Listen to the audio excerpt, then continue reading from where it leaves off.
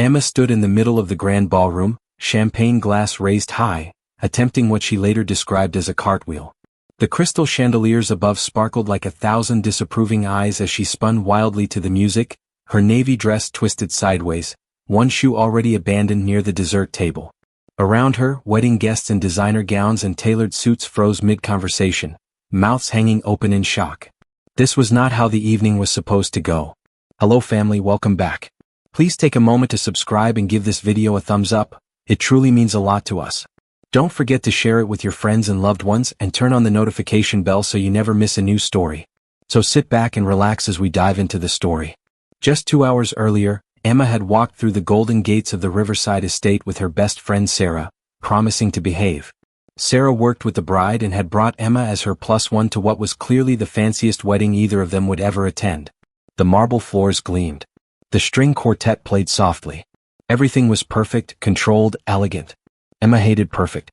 After her second cocktail, something citrusy and dangerously strong, she had started chatting with guests. A man in a velvet jacket lasted 7 minutes before her sarcasm drove him away. Another man with perfect hair but the personality of wet cardboard walked off muttering about classless women after Emma told him his energy was stale. She was having the time of her life. Then the music changed. A smooth jazz remix filled the air, and Emma felt her body start to move. Not the gentle swaying expected at elegant weddings, but full, uninhibited dancing like she was at a beach party.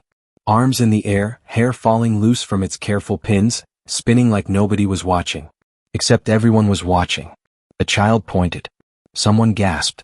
The bride's grandmother clutched her pearls.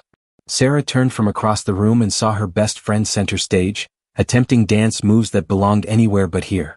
She dropped her drink into a stranger's hands and ran toward the chaos. At that exact moment, Michael Hayes stepped forward from near the bar. He was the host, the owner of this estate, the man who had paid for every crystal glass and white rose in this room. His jaw tightened as he watched the scene unfold. While everyone else saw disaster, he saw something else. A woman completely unafraid, totally herself, and absolutely not supposed to be here. He moved through the crowd with quiet authority, his expensive black suit sharp enough to cut glass. He stopped just feet from where Emma was now trying to start a conga line with two very confused groomsmen. Their eyes met. Emma froze mid-spin, suddenly aware that something had shifted in the room. Michael's voice cut through the music, calm but firm. And in that moment both their lives changed forever. But would this collision end in disaster or something neither of them expected? Michael stood before Emma with his arms crossed, his dark eyes studying her like she was a puzzle he needed to solve quickly. The music had lowered to almost nothing. Conversations died. Everyone waited. "Miss," he said firmly, "this needs to stop." Emma blinked, hair falling across her flushed face. She tilted her head, a playful smile dancing on her lips despite the tension. "Oh, are you the groom?" she asked brightly. "Congratulations, but your party definitely needs more energy." "I'm the host," Michael replied, his tone flat and controlled. Emma winced. "Oh, then I probably shouldn't be talking to you right now. And yet here we are." She stared at him for a long moment, genuinely impressed by how calm he remained. Most people would be yelling by now. "You're really handsome," she said honestly. In a villain who gets a redemption arc kind of way. Michael blinked once, clearly caught off guard. Then without another word, he turned slightly and made a subtle gesture toward two security guards standing near the entrance. They moved forward immediately, professional and swift. Emma threw her hands up in mock surrender. "Relax, gentlemen. I'll leave peacefully. But only because someone mentioned tacos earlier and I'm starving." Sarah appeared beside her, grabbing Emma's purse and whispering frantic apologies to everyone within earshot. Emma blew a dramatic kiss to the stunned crowd as the guards escorted her toward the exit. She stumbled slightly, catching herself on Sarah's arm, laughing the whole way. The cab ride home was a blur of Sarah's horrified lecture and Emma's tipsy justifications. By the time they reached Emma's small apartment, reality was starting to seep through the alcohol haze.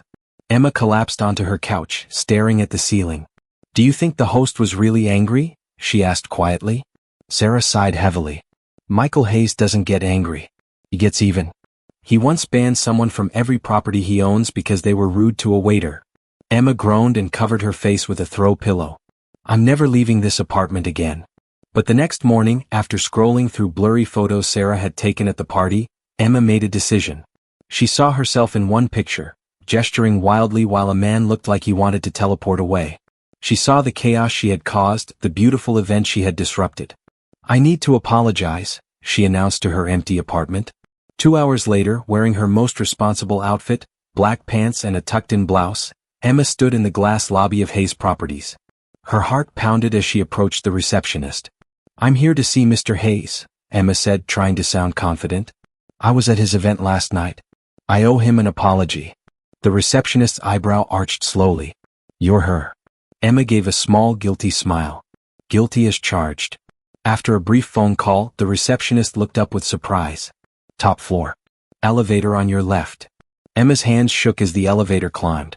When the doors opened, she stepped into an office that was all glass and sunlight. Michael stood at the window, hands in his pockets, looking out over the city. He turned slowly when she entered. Their eyes met again, but this time everything was different. Would he accept her apology, or had she destroyed any chance of redemption? Michael studied Emma in the morning light. She looked completely different from the wild woman who had danced through his wedding reception. Her hair was pulled back neatly. Her eyes were clear and nervous. She stood straighter, more guarded, like she was preparing for battle. "Hi," Emma said, her voice smaller than she intended. Michael tilted his head slightly. "Well, if it isn't Hurricane Emma." She flushed. "I probably deserve that." "Probably," he agreed, but there was something softer in his tone now. Emma stepped forward, stopping at a respectful distance. "I came to apologize. I didn't mean to cause a scene. My friend brought me as her guest and I drank too much and I got carried away. You didn't deserve that disruption. I'm really genuinely sorry." Michael watched her for a long moment, his expression unreadable. Then he spoke. "You were memorable." "That's not exactly comforting," Emma said nervously. "I didn't say it was good or bad. Just true." Emma managed a small smile. "Well, I'll take true over forgettable any day." Something flickered in Michael's eyes. Amusement, maybe. He stepped closer, moving around his desk with an easy confidence that made the air feel thinner. "Most people wouldn't have the courage to come here after something like that." "I've made peace with being most people's cautionary tale," Emma replied honestly. Michael smiled then, barely, but it was there. Real and unexpected. "Apology accepted, miss." "Emma," she said quickly, offering her hand. "Just Emma." "Michael," he replied, taking her hand. His grip was warm and firm, and they stood like that for a beat too long before Emma awkwardly pulled away. "Well, that's all I came to say," she said, backing toward the door. "You probably have important meetings or buildings to buy or something." Michael chuckled, a low sound that surprised them both. "No lawsuits today." "Good to know." Emma turned, hand on the doorknob, but paused. Without looking back, she said softly, "For what it's worth, I hope the couple still had a beautiful night." "They did," Michael said. "Then maybe I wasn't that much of a disaster." She left before he could respond. Michael stood alone in his office, staring at the closed door. He hadn't been caught off guard in years, hadn't met someone who genuinely surprised him. But Emma had walked into his space like she didn't quite belong but wasn't apologizing for existing. "You like that?" 3 days later, Emma stood in line at her favorite coffee shop, debating whether the almond croissant looked safe to eat. She clutched her worn notebook, the one where she scribbled thoughts and half-finished stories. A familiar voice spoke behind her. "I hear the almond ones are safe as long as you don't mind a little chaos." Emma spun around, startled. There stood Michael Hayes, wearing a gray sweater instead of a suit. Naughty. Hair slightly mussed from the wind. He looked almost human and he was smiling. "Are you following me?" Emma asked, eyes narrowing. "I could ask you the same thing," Michael replied smoothly. "I was here first." "Then I suppose the universe has excellent timing." Emma crossed her arms. "You don't strike me as someone who believes in the universe." "Normally I don't," Michael admitted. "But lately it keeps putting you in front of me." Emma's heart did something strange in her chest. She studied his face, looking for signs of a game or trick. But all she saw was genuine interest. What did this impossibly composed millionaire want with her? Emma stood there, coffee shop noise buzzing around them, trying to decide if this was real life or some elaborate prank. Michael waited patiently, his gray sweater making him look softer somehow, more approachable than the sharp-suited man from his office. "What do you want, Michael?" she asked finally. "Coffee," he said simply. "Conversation if you're feeling generous." "I'm rarely generous before caffeine." "I'll risk it." Emma sighed, but a smile tugged at her lips. "Fine. But if you try to talk about stock markets or real estate, I'm walking out. No business, Michael promised. Scout's honor. You were a scout? Not even a little. Emma laughed, the sound genuine and surprised, and Michael's smile widened. They ordered their drinks and sat at a small window table. For 40 minutes they talked about everything except what they were supposed to.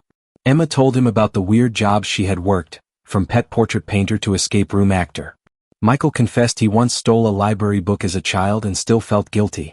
When Emma finally left, she glanced back over her shoulder once. Michael was still watching her, and something warm settled in her chest. The next encounter happened at an art fundraiser a week later. Emma arrived frazzled, carrying painting supplies and helping Sarah's company set up displays for underfunded art programs. She had paint smeared on her cheek and was wearing a tank top splattered with colors. Then she saw him. Michael Hayes, standing in the center of the gallery in a crisp button-down shirt, sleeves rolled up, talking calmly to coordinators. "Are you stalking me?" Emma blurted out.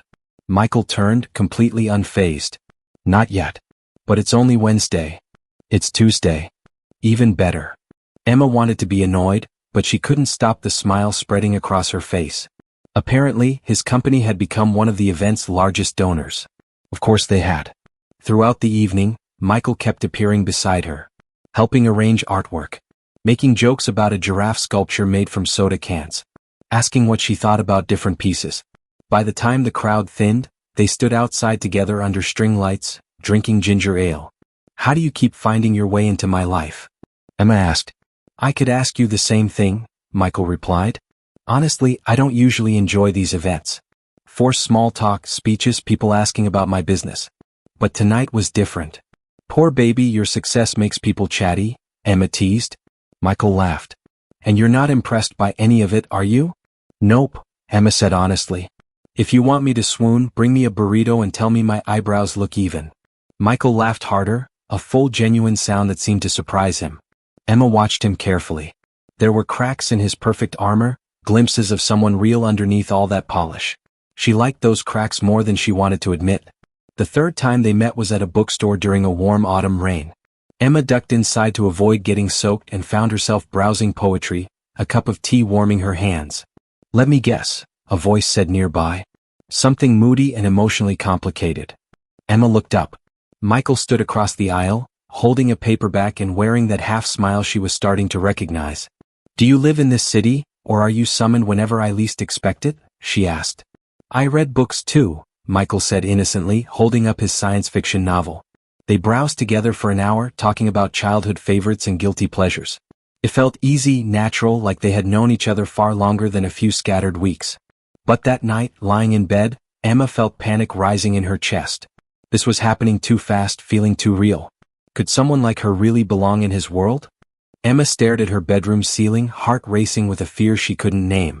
She had been rejected before, ghosted by men who seemed interested until they weren't. She knew how this story usually ended for girls like her. Girls who wore thrift store dresses and couldn't afford fancy dinners. Girls whose biggest accomplishment was paying rent on time. Michael Hayes was different. He was polished steel and careful planning. She was spontaneous chaos and last-minute decisions. They didn't make sense together, not in any logical way. Her phone buzzed. A text from Michael. "Found a book today that reminded me of you. Poetry about storms and sunlight. Ordering it now." Emma's throat tightened. He was making it impossible not to fall. Over the next 2 weeks they texted constantly. Late at night, during lunch breaks, while waiting for trains. Nothing profound, just real conversations that made Emma feel seen in ways she had never experienced. Then Michael invited her somewhere unexpected. Not a fancy restaurant or elegant party. His apartment. Emma stood outside his building, hands shaking slightly. This felt significant, like crossing a threshold she couldn't uncross. But she pressed the buzzer anyway. His apartment surprised her. It wasn't some cold penthouse decorated by professionals. It was warm, comfortable, filled with actual books lining entire walls. Plants sat on windowsills. A worn couch faced large windows overlooking the city. "You actually live here," Emma said, looking around. "Like really live here. Were you expecting something made of marble and regret?" Michael asked, smiling. "Maybe a little." They ordered Chinese takeout and sat on his couch, sharing egg rolls and laughing at a terrible movie neither had seen before. Somewhere between the fortune cookies and the final credits, Emma realized something terrifying. She wasn't just intrigued anymore. She was falling, completely and foolishly. "Can I be honest about something?" Emma asked suddenly. Michael muted the television.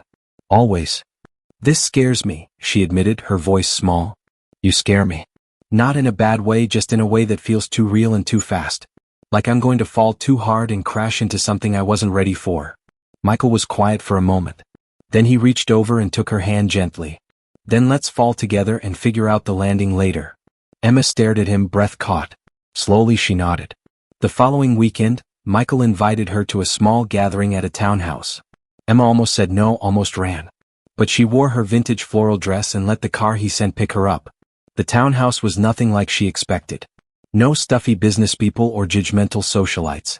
Just real people, laughing too loud, drinking wine from mismatched mugs, playing with a rescue dog named Charlie. These were Michael's actual friends, the ones who called him Mike and teased him about burning food on grills. Nobody asked what Emma did for work. Nobody judged her shoes or her background. They just welcomed her like she already belonged.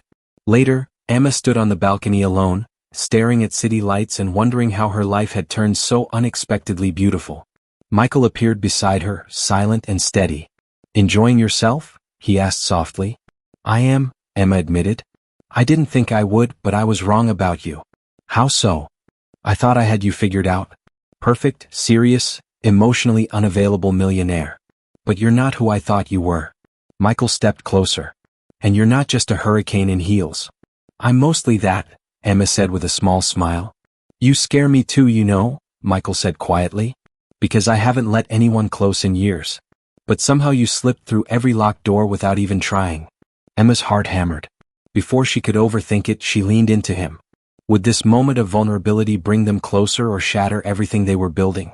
Michael wrapped his arm around Emma as they stood on the balcony, the city lights twinkling below like fallen stars.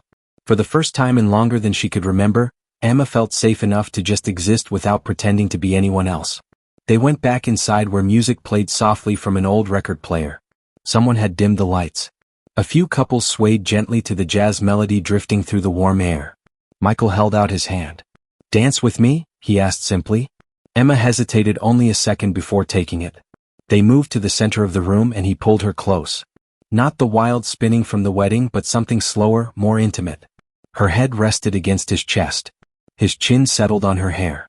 She could hear his heartbeat, steady and sure. This was the same man who had ordered her removed from his perfect party. Now he held her like she was something precious, something worth protecting. Emma closed her eyes and let herself feel it fully, the warmth, the acceptance, the terrifying possibility that maybe she did belong here after all. "Thank you," she whispered against his shirt. "For what?" Michael asked quietly. "For seeing me. Really seeing me. Not who I pretend to be or who I think I should be. Just me." Michael pulled back slightly to look at her face. "Emma, you're the most real person I've ever met. That's what drew me to you from the beginning. Even when you were causing absolute chaos at my wedding."